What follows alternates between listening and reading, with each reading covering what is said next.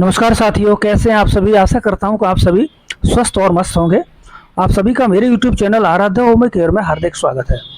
दोस्तों, आज मैं आपको गैस्ट्राइटिस के बारे में विस्तार से जानकारी दूंगा। इस बीमारी में क्या परहेज करना है, क्या खाना है, क्या नहीं खाना है, बेस्ट होम्योपैथिक दवा आपको लेनी है, दवा की डोज कितनी है, बच्चों को कितनी देनी है, बड़ों को कितनी देनी है, दवा कौन सी कंपनी की लेनी है। अगर आपको कोई भी ऐसी समस्या है तो आप हमसे कांटेक्ट कर सकते हैं।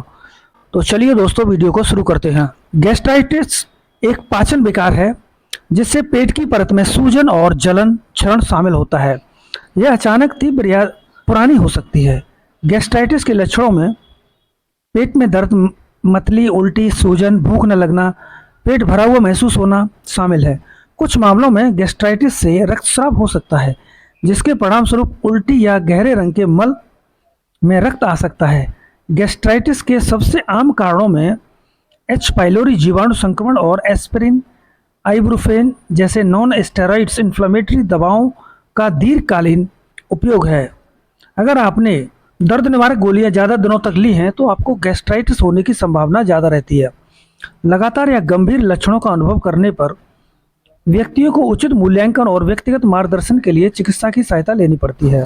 गैस्ट्राइटिस के उपचार का लक्ष्य अंतर्निहित कारणों को संबोधित करना और लक्षणों से राहत पाने के लिए पेट में एसिड की मात्रा को कम करना है, जिससे पेट की परत ठीक हो सके। जीवन शैली में बदलाव जैसे ट्रिगर से बचना, स्वस्थ आहार अपनाना तनाव का प्रबंधन में सहायता कर सकता है।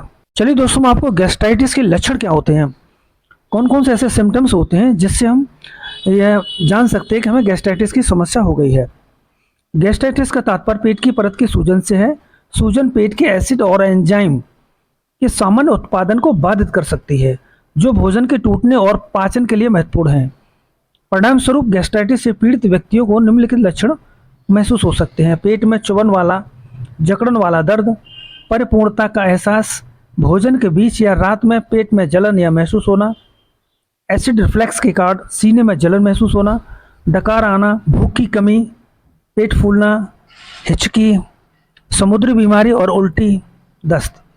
गंभीर अगर गैस्ट्राइटिस है तो कुछ और भी लक्षण ऐड किए जा सकते हैं: उल्टी में खून आना, काला रुका हुआ मल, छाती में दर्द, सांस लेने में कठिनाई, कमजोरी, तेज बुखार, किसी भी खाद्य पदार्थ या तरल पदार्थ को मुंह से लेने में असमर्थता। दोस्तों, आपको पता है कोविड-19 की वजह से कई लोगों को पाचन संबंधी समस्याएं हुई हैं।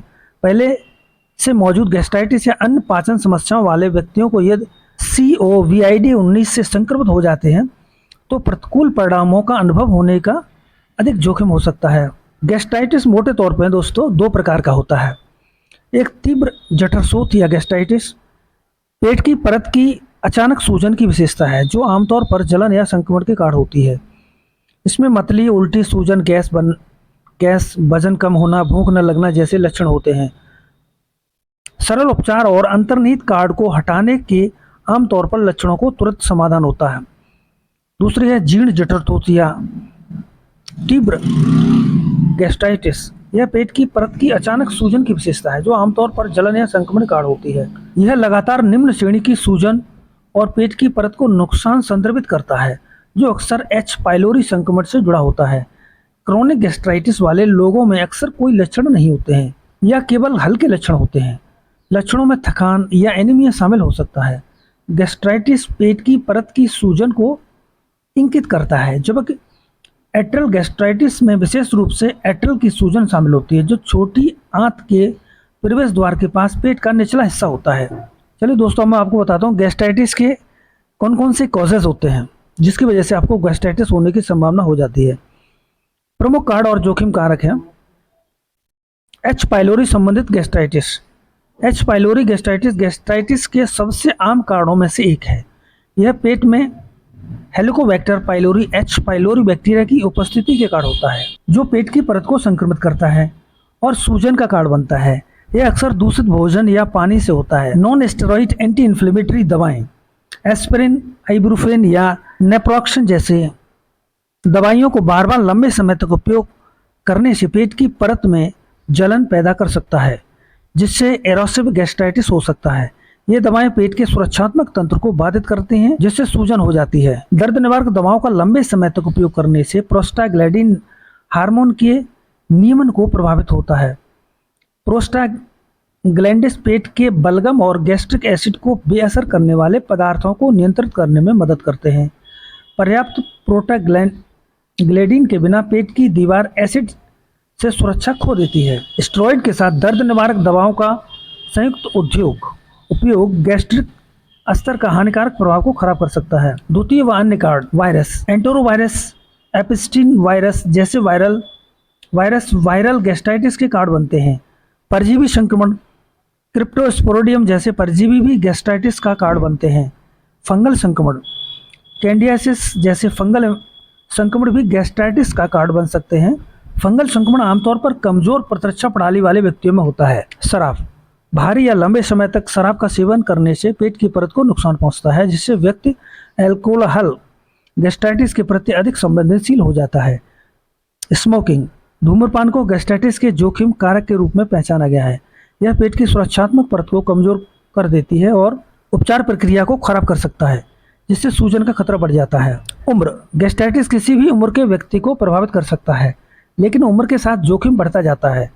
कमजोर प्रतिरक्षा प्रणाली, लंबे समय तक दवाओं का उपयोग या सेवन, एच पाइलोरी संक्रमण की अधिक संभावना जैसे कारकों के कारण वृद्ध वयस्कों में जोखिम अधिक हो सकता है।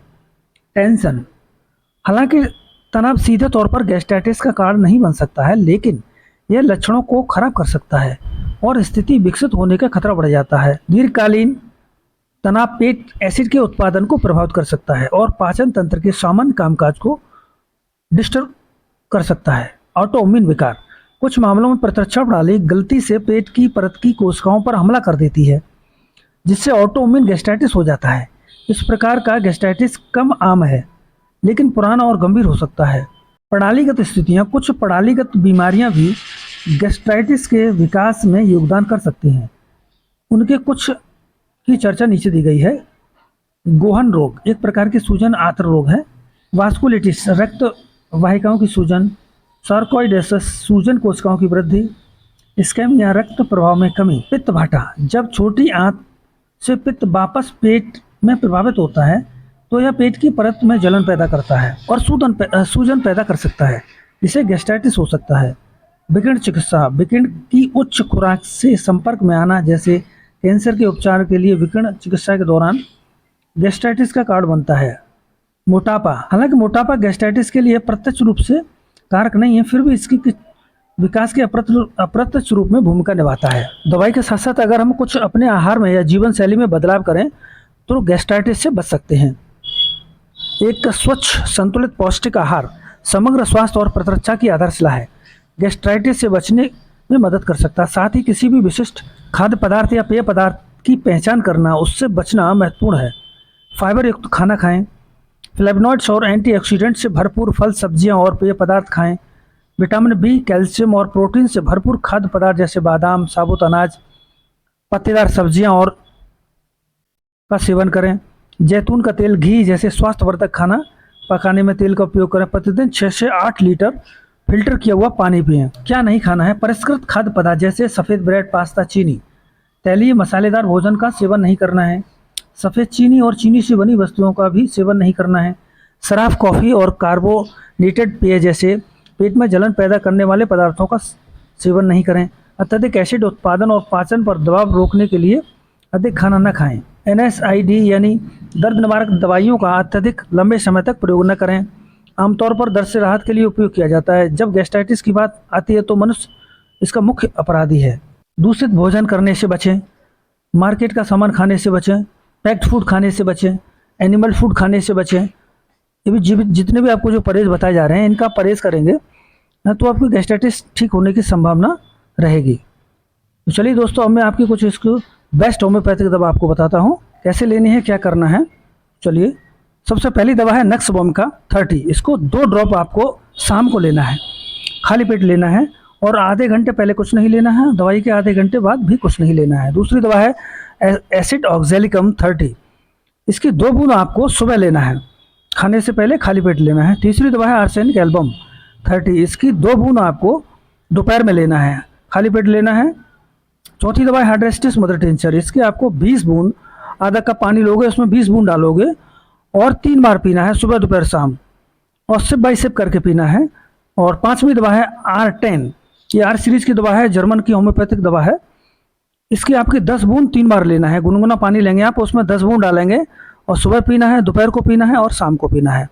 इस तरीके से दोस्तों आप इस दवा का सेवन करेंगे 4 से 5 महीने तक, तो ये गैस्ट्राइटिस की समस्या आपको लिए हमेशा के लिए ख़त्म हो जाएगी।